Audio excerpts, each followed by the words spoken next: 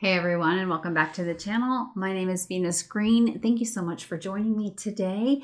We are going to be diving into the energy of the full moon in Sagittarius. This is going to peak on June 11th, 2025 at 20 degrees of Sagittarius.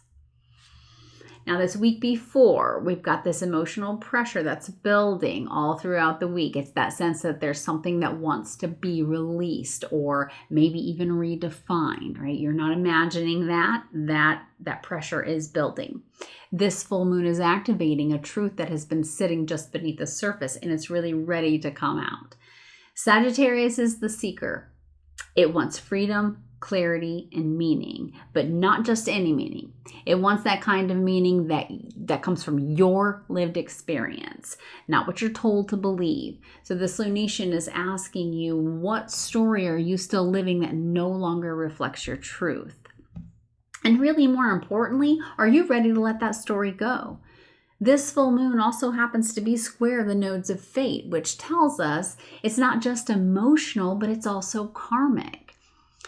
These kinds of full moons are crossroad moments. What's been unconscious becomes illuminated. What's been borrowed or inherited becomes unbearable to carry from this point. If May brought some questions about your values, and early June maybe has you reevaluating your emotional security, this full moon here is pointing to where your spirit says, it's time to stop compromising my truth for some fill-in-the-blank comfort. It's a bold moment for sure, but it's also a liberating one if you're willing to release what no longer is aligned. This full moon isn't just any moment of release either. It's the center point of this Grand Mutable Cross. And if you're feeling emotionally stretched in all directions, you're absolutely not alone. So let's walk through what's happening here. At 20 degrees of Sagittarius, the moon is in direct opposition to the sun at 20 degrees of Gemini. This is that classic full moon polarity that we get every month, right? What I feel versus what I think. Sagittarius seeks truth through experience. Gemini gathers up knowledge through facts and questions and language. Under this moon, though, something deeply emotional is being illuminated that can no longer be explained away or just talked over. But what makes this full moon powerful and also karmically charged is that both the sun and the moon are also squaring the nodes, so north and south, at 23 degrees of Pisces and Virgo. This is going to form that perfect grand cross. It's an intense square across all four mutable signs. What does that mean? It means tension. It means pressure. It means having to make a decision when none of the options feel easy or what we want. Think about the energy of mutable signs. You got Gemini, Virgo, Sagittarius, and Pisces. These are signs of movement, transition, learning, belief, flexibility.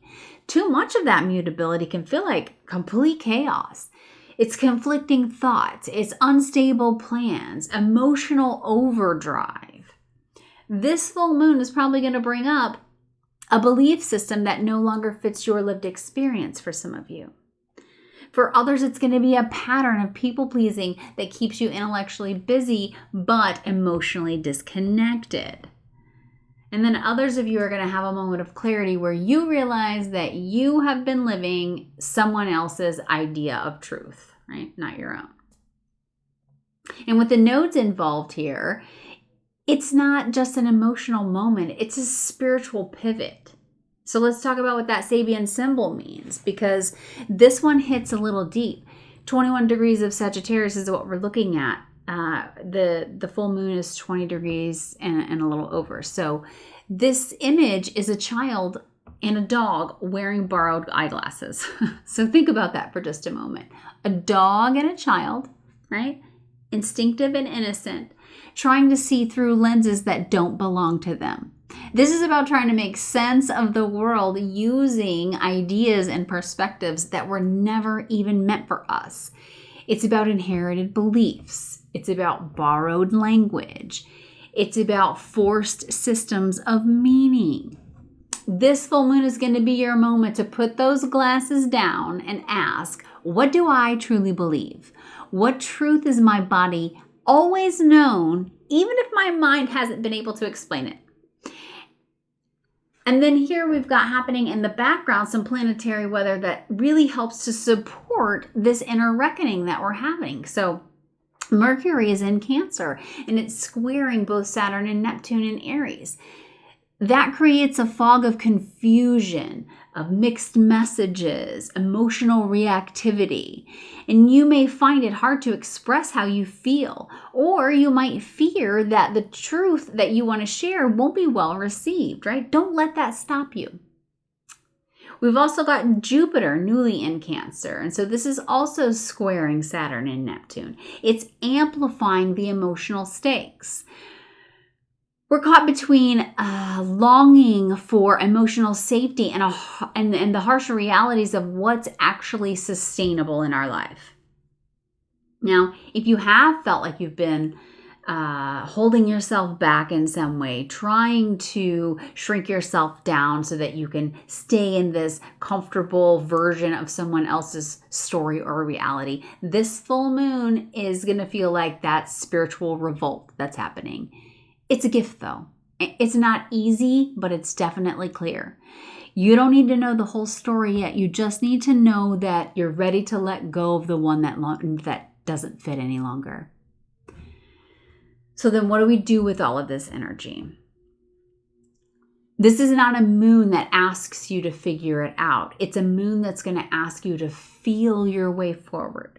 You don't need to know the whole plan. You don't need to know exactly what's next. You just need to tell yourself the truth, even if it scares you a little bit, even if it means that you're disappointing someone else. And so often that is what we are afraid of.